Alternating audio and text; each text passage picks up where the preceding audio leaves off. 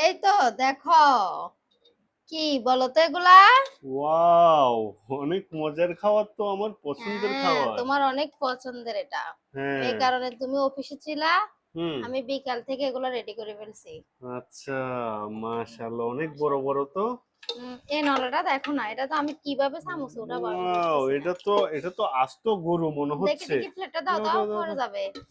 আহ, হুম wow, সে একটু ঝোল মেরে দাও, একটু ঝোল মেরে দাও, হুম করে একটু ঝোল মেরে দাও। হ্যাঁ।